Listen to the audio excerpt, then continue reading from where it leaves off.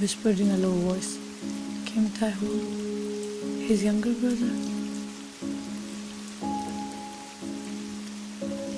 Kneeling beside the grave, Taeyong's shoulders shook with silent sobs.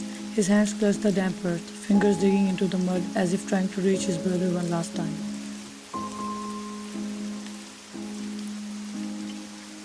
You broke your promise. Sentence ended with sobs. His broken tone expressed the pain of his shattered soul as he talked to the grave of his brother as though they were having a one-on-one conversation. You promised me that you will always be there to bother me. Why can't I see you then? I wanted to be bothered by your presence, not by your absence. His voice cracked due to his overwhelming emotions.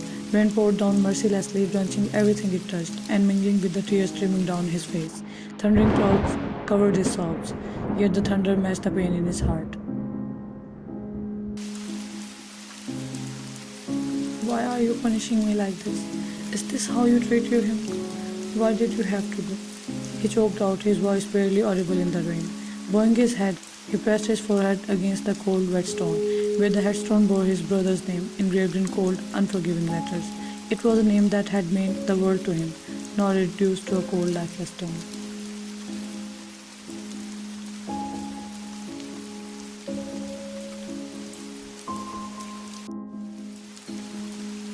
I need you, whispered. I don't know how to do this without you. A few steps away, Vine stood, unsure of what to do. Though she had seen him crying before, this was the first time she had seen him so devastated.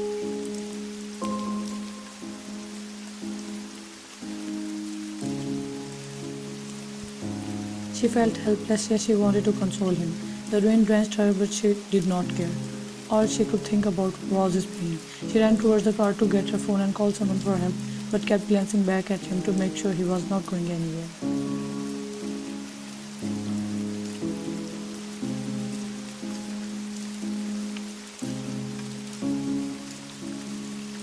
In her hour of need, she dialed the number of the first person she could think of. And how could it be anyone else than Jimin? Hi there, cheerful voice. Jimin, please come. Her voice trembled. Cheerful voice changed into worried one. Is everything alright? Where are you?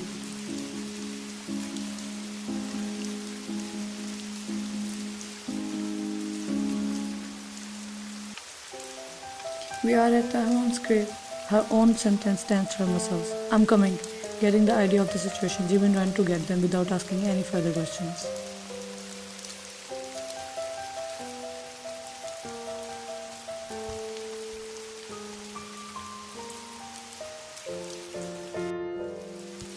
Van again ran towards Taehoon, where he was still sitting in the same position, talking to his brother while resting his head on his gravestone. Van took a step closer, then another, until she was right next to him. She knelt beside him while her hands were shaking. Slowly she placed a hand on his back. He flinched but did not pull away.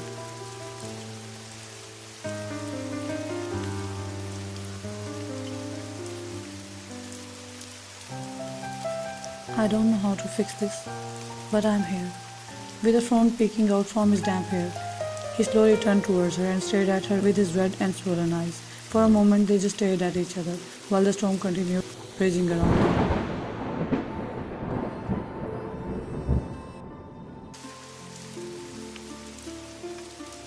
He stared at her as if it was his first time seeing her, as if he did not know her at all, as if he was trying to know her, trying to figure her out, as if he wanted to know her more.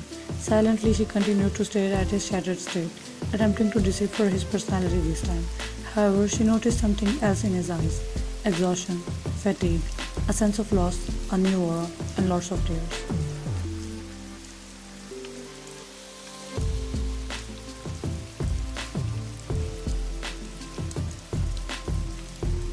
You can't remember me? There was an unknown fear in her voice.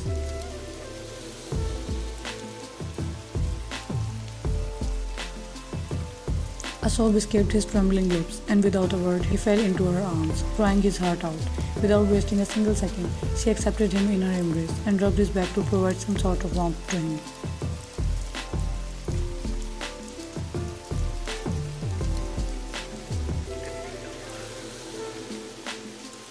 He was crying in her arms, and she was staring at the grave. A sudden thought of realization hit her, and she started crying as well as she felt her heart getting ripped at the thought, thinking, Taehyung's childish personality belonged to his brother. The same innocence that never fails to melt my heart is lying under this grave, unresponsive to his brother's pleadings.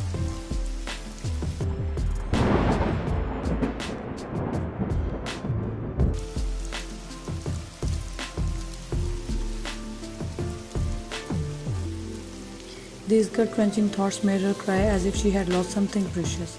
She cried on Taehyung's grave as if she knew him so closely, and in reality, she knew him, as Taehyung unintentionally made her familiar with his brother, or you can say his brother's pure and innocent personality.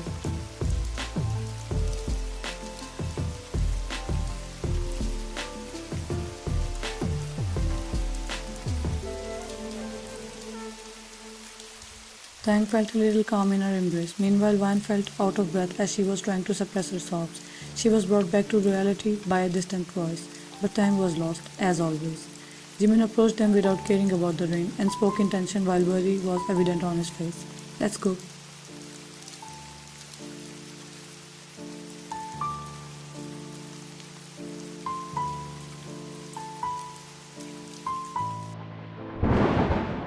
Without asking any question, he lifted the almost lifeless Taehyung out of her arms and started walking towards his car, while making sure that Wan was following them.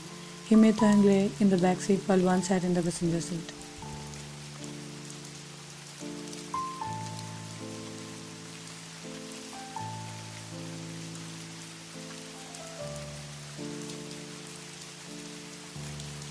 His car, I'll take it later.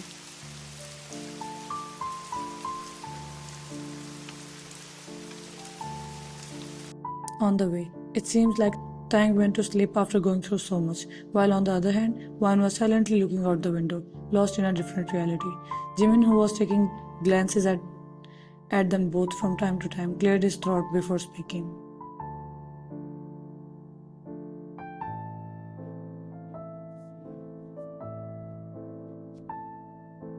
How did you guys get there? I mean, at Taehyung's. He refrained himself from saying the word grave since it seemed too painful and surreal. I don't know. His car stopped in the middle of the road and he went out to check. Then he started running towards that graveyard, and you know the rest. Spoke in a low voice.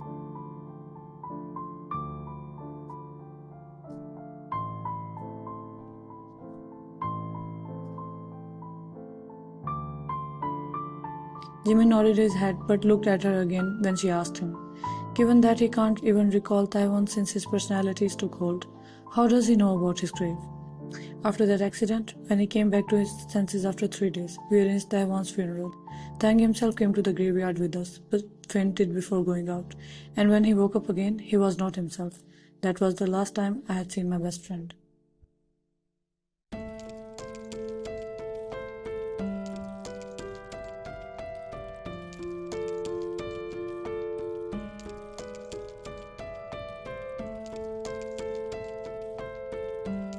But I think I met him today.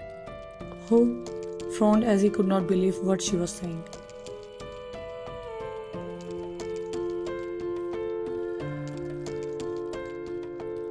Your best friend.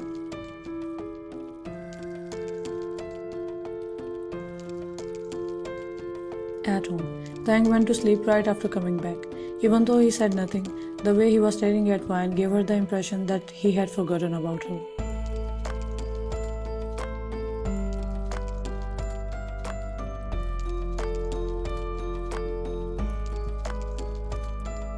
Is it true? My son is back? She cried in happiness. Mr. Kim supported her shoulders from side as she was losing her control over her body in disbelief and joy. Mr. Kim looked at Vine with teary eyes and spoke. Thank you so much, my daughter. You have given us more than we could ever repay.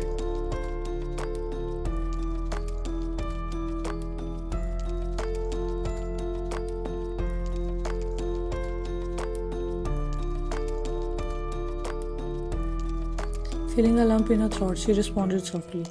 Seeing him recovering is the greatest reward I could ask for. But we have to observe him closely for the next few days to see whether his other personalities are still there or not. Seated on the couch with the elder couple, who were looking at her with gratitude in their eyes, she felt a little uneasy but also honored.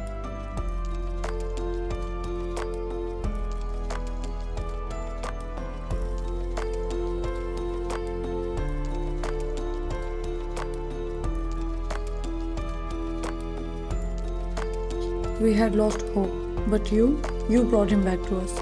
I don't care if his other personalities are there or not. The fact that I can meet my real Taeyong sometimes is enough for me. You gave us our son back. You don't even realize what you have done for us. Her voice thick with gratitude. Mrs. Kim choked on her emotions and took wine in her warm motherly embrace.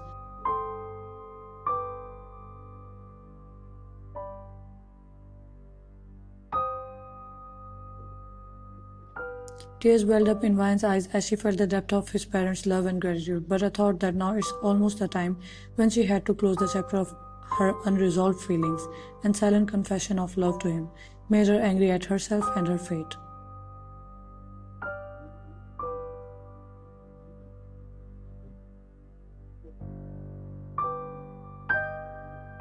2 weeks later, at MC Lane Hospital, United States.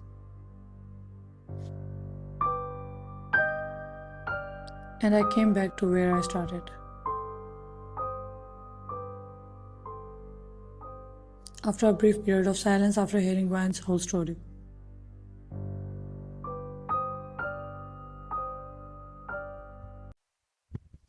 Are you kidding me? Why didn't you confess to him before coming here? What were you waiting for? A sign from heaven? Threw her hands in exasperation. It's not like I love him, right? Nervously asked Jen for confirmation.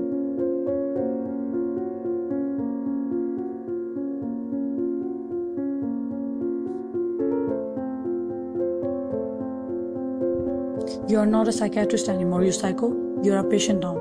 Yelled at Ryan in concern and desperation. Okay, on a second thought, what would have happened if I had confessed? He does not even remember me, complained sadly. How are you so sure that he does not remember you?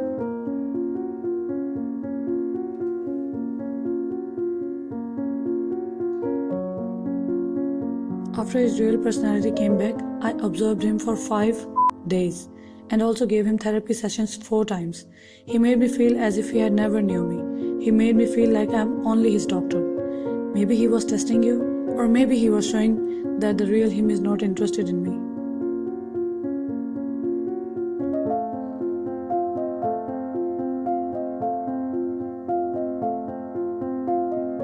What about him? You and getting all possessive and jealous. Crossed her arms as she challenged Ryan's statement. That was all his fake personalities, not the real him. Looked down as her eyes became moist. I never thought that I would miss his scary mafia side, his teasingly cute childish side, his workaholic personality who always taunted me like a mother-in-law, and his depressed yet genuine and mature side. I'm missing him. A tear escaped her eye, but she wiped it immediately.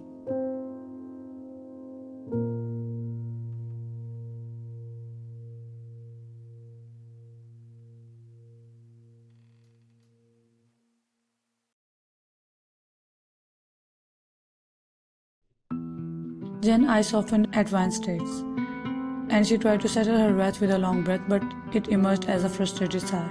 You lost him by doing nothing. You are letting your fear control you, and it's driving me insane. The room fell silent for a moment until Ryan whispered.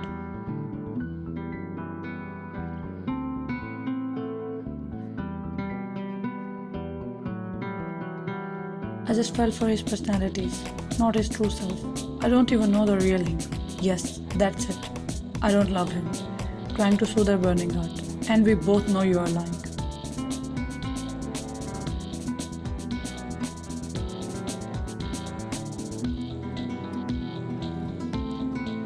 We were not even a good match. I would have regretted if we had something between us. You know, he was a very complex guy, and I'm not someone who can put up with anyone's. And I'm not even interested in relationships. They all are toxic. Continue to lie about her feelings, so that her heart and mind can end the off emotions.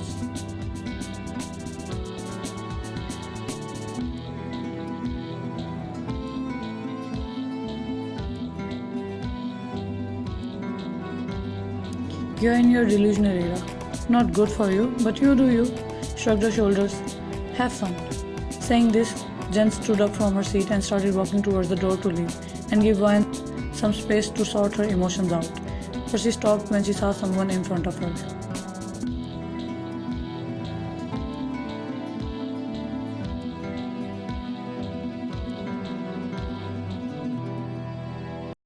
May I come in? Deep voice yet gentle tone.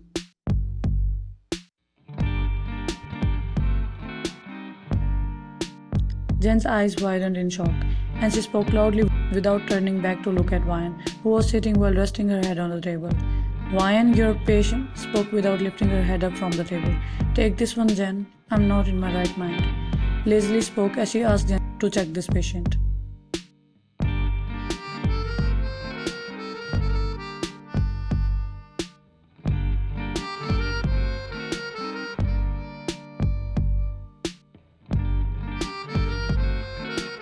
I think you should have a look. Still staring at the person who passed her an awkward smile. Lifted her head up. Jen, please. She stopped speaking as her gaze fell on that person. Her eyes widened in disbelief and her mouth became dry as she struggled to accept what she was saying.